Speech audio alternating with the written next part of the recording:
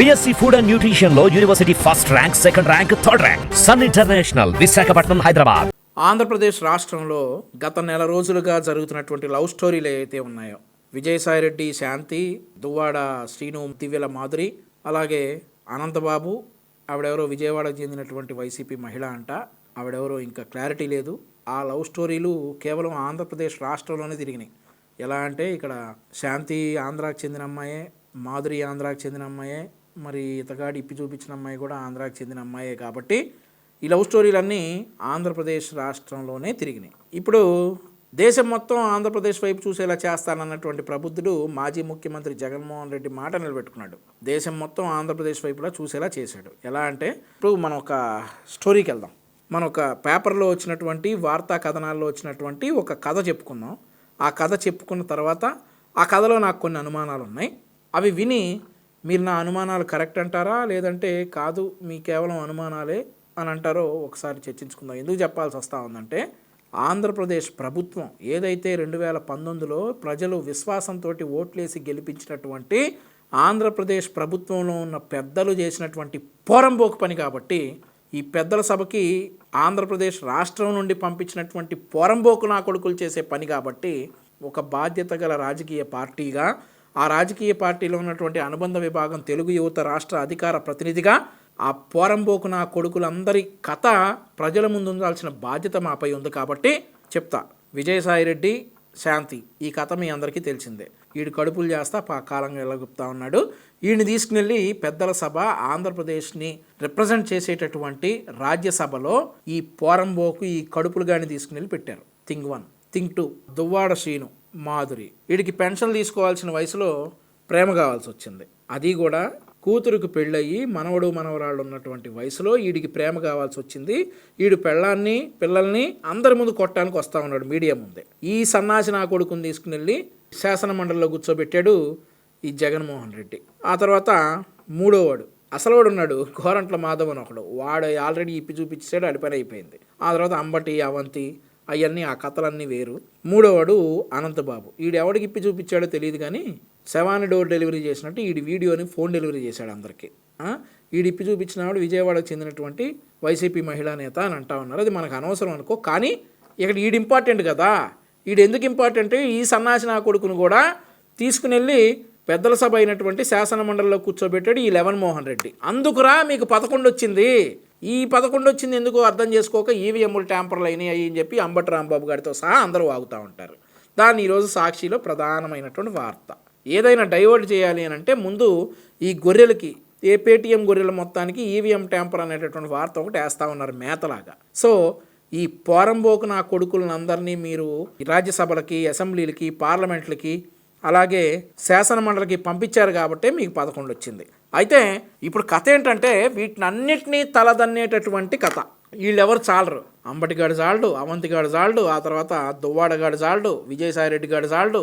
ఈ అనంతబాబు గారిని తలదన్నేటటువంటి స్టోరీ, ట్విస్టులుగా ఉన్నటువంటి స్టోరీ. ముందుగా అసలు వార్తాపత్రికల్లో ప్రచారం అవుతున్నటువంటి కథ ఏంటి, ఆ తర్వాత అసలు వాస్తవం ఏంటి అనేది, వాస్తవం కాదు నాకున్నటువంటి ఇన్ఫర్మేషన్ ఏంటి అనేది ఒక్కసారి మీ ముందు ఉంచుతా.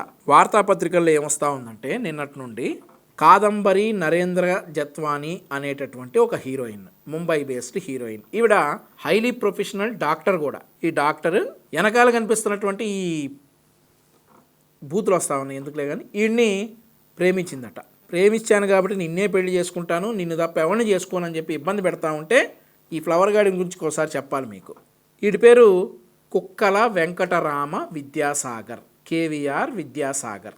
ఈడు 2014లో వైఎస్ఆర్ కాంగ్రెస్ పార్టీ తరపున పెనమలూరు నుంచి పోటీ చేసి ఓడిపోయినటువంటి ఈ కుక్కల వెంకటరామ విద్యాసాగర్ అనేటువంటి ఈ ఫ్లవర్ గార్డ్ని ఈ హీరోయిన్ లవ్ చేసిందట.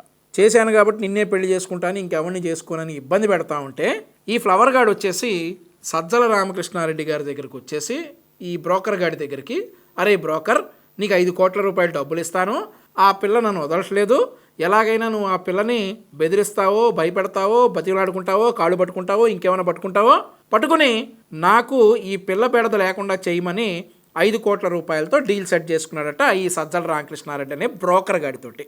ఈ బ్రోకర్ గాడితో 5 కోట్ల రూపాయలకు డీల్ సెట్ అవ్వగానే ఈ బ్రోకర్ గాడు ఈడి బ్రోకరిజంలో ఈడికి సహాయపడేటటువంటి అప్పటి విజయవాడ నగర police commissioner, Vijayawada police commissioner, NTR commissionerate పరిధిలో ఉన్నటువంటి పోలీస్ కమిషనర్ కాంతిరాణా టాటాని పిలిచి, డీసీపీ విశాల్ గున్నీని పిలిచి, ఒక సిఐని, ఒక ఎస్ఐని, ఒక టీంని ఇచ్చేసి వెళ్ళి ఆ పిల్లని ముంబై నుండి లాక్కు రావాలని చెప్పేసి ఆర్డర్ వేసాడట ఈ బ్రోకర్ నా కొడుకు సజ్జల రామకృష్ణారెడ్డి. ఈ సజ్జల గాడి దగ్గర నుంచి ఆర్డర్ రాగానే కుక్కతో కూపినట్టు ఐపీఎస్ అనే పదానికి కళంకం తెచ్చినటువంటి ఈ కాంతిరాణా టాటా ఎవడైతే ఉన్నాడో ఆ క్యాండిడేటు విమానంలో విజయవాడ నుండి ముంబై వెళ్ళి కాదంబరి జత్వాని అనేటటువంటి హీరోయిన్ని, ఆవిడ తల్లి ఆశా జత్వాని అనేటటువంటి మహిళని, ఆవిడ తండ్రి నరేంద్ర జత్వాని అనేటటువంటి ఇంకొక వ్యక్తిని, ఆవిడ అన్న అంబరీష్ జత్వాని, ఈ అంబరీష్ జత్వాని దొరకలేదు, ఈ ముగ్గురిని కాదంబరిని,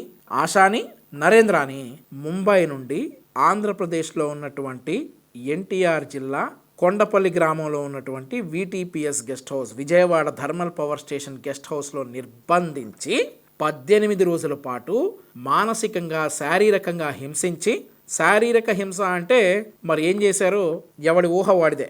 ఆ హీరోయిన్ని ఏం చేశారో అనేది ఈ నా కొడుకులు, ఈ సజ్జల రామకృష్ణారెడ్డి గారు, వాడి కింద బ్రోకరిజం చేసేటటువంటి ఈ పోలీసు వాళ్ళు, కొంతమంది పోలీసు వాళ్ళు, అందరూ కాదు, ఎవరి పేర్లు అయితే వచ్చినాయో వాళ్ళు ఏ బ్రోకరిజం చేస్తూ ఉన్నారో ఆ నా కొడుకులందరూ ఆ అమ్మాయిని 18 రోజుల పాటు శారీరకంగా హింసించి, అప్పటికీ అమ్మాయి వినకపోతే రిమాండ్కి పంపి కోర్టులో సబ్మిట్ చేసి, ఆ అమ్మాయి చీటింగ్ కేసులు ఈ 5 లక్షల రూపాయలకి, ఎక్కువ కాదు, ఈయన్ని ఈ వెనకాల కనిపించే ఫ్లవర్ గార్డ్ని ఆ అమ్మాయి 5 లక్షల రూపాయలు ఇవ్వమని బెదిరించింది అనేటటువంటి ఒక తప్పుడు కేసు పెట్టి, ఇంకొక విషయం ఏంటంటే ఈ ఫ్లవర్ గార్డ్ ఉండేది కృష్ణా జిల్లాలో, కానీ కేసు పెట్టింది కమిషనరేట్ పరిధిలో, ఎన్టీఆర్ కమిషనరేట్ పరిధి, విజయవాడలో ఉన్నటువంటి 7 నియోజకవర్గాల పరిధిలో కేసు పెట్టారు.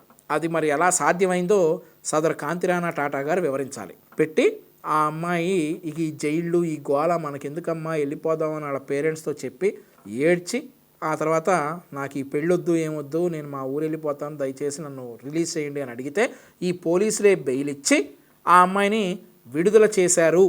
ఆ తర్వాత ఆ అమ్మాయి ముంబై వెళ్ళిపోయింది. ఈ డీల్ మొత్తం 5 కోట్ల రూపాయలు సజ్జల రామకృష్ణారెడ్డి చేశాడు అనేది టాక్, వార్తల్లో వచ్చినటువంటి వార్త, నిన్నటి నుంచి ప్రజలు వింటున్నటువంటి న్యూస్.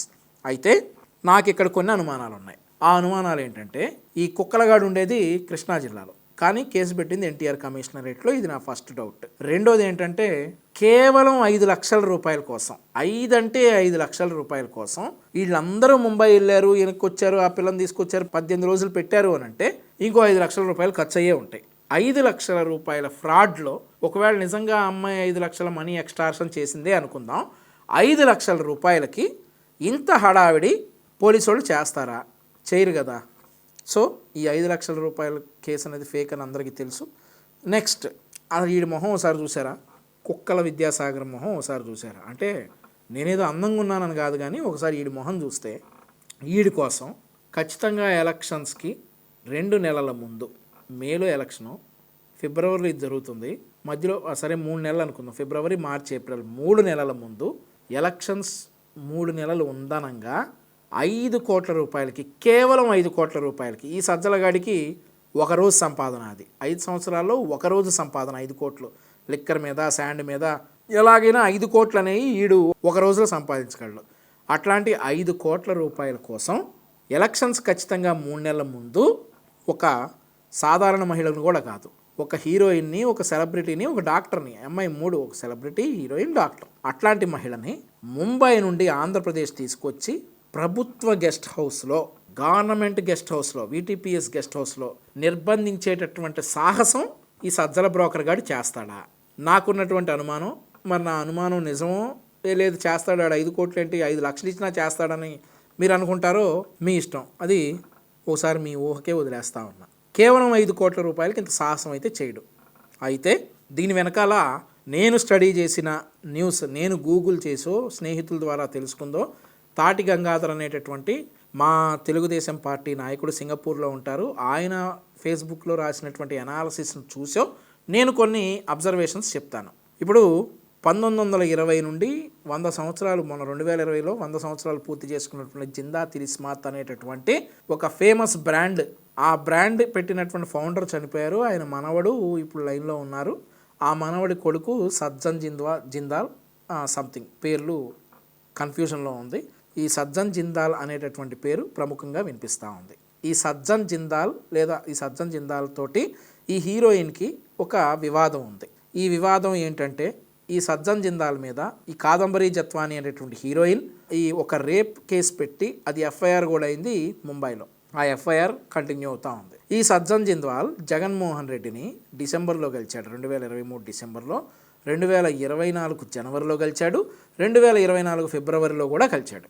అయితే ఈ ఇన్సిడెంట్ అంతా కూడా 2024 ఏది ఈ కాదంబరి జత్వాని ఇన్సిడెంట్ ఆంధ్రప్రదేశ్ పోలీసులు ముంబైలో ఆవిడని తీసుకురావడం, అరెస్ట్ చేయటం, ఇవన్నీ 2024 జనవరి 20 ఆ డేట్స్ నుండి జరుగుతూ ఉన్నాయి.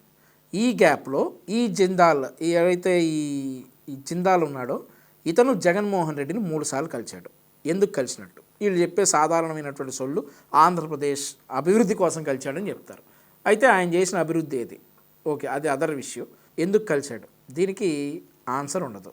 ఆ తర్వాత ఈ అమ్మాయి ఎప్పుడైతే నాకు ఈ కేసులు వద్దు ఏమొద్దు అని ముంబై వెళ్ళిపోయిన వెంటనే ఈ జిందాల్ మీద ఉన్నటువంటి ఎఫ్ఐఆర్ ఆ అమ్మాయి విత్డ్రా చేసుకుంది.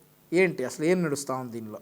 సో 5 కోట్ల రూపాయలు ఈ పుచ్చుమోహం గడి కోసం ఎలక్షన్కి 2 నెలల ముందు ఈ సాహసం చేయరు. ఈ 5 పక్కన ఎన్ని సున్నాలు చేరుంటే జగన్మోహన్ రెడ్డి ఆదేశాలతోటి ఈ బ్రోకర్ సజ్జల రామకృష్ణారెడ్డి అనే యదవ ఇతని కింద పనిచేస్తున్నటువంటి ఈ కాంతిరాణా టాటా కేవలం అతని పేరు వెనక ఐపీఎస్ అనేటటువంటి పవర్ఫుల్ అత్యున్నత పవిత్రమైనటువంటి ఈ 3 పదాలు ఉన్నాయి కాబట్టి ఈ కాంతిరాణా టాటాని నేనేం అనలేకపోతా ఉన్నా. ఈ కాంతిరాణా టాటా, ఈ విశాల్ గున్ని, ఈ పోలీసులు ఎవరైతే వెళ్ళారో వాళ్ళు ప్రజలకు సమాధానం చెప్పాలి. ఈరోజు కాంతిరాణా టాటా నేను కొన్ని సూటి ప్రశ్నలు అడుగుదలుచుకున్నా.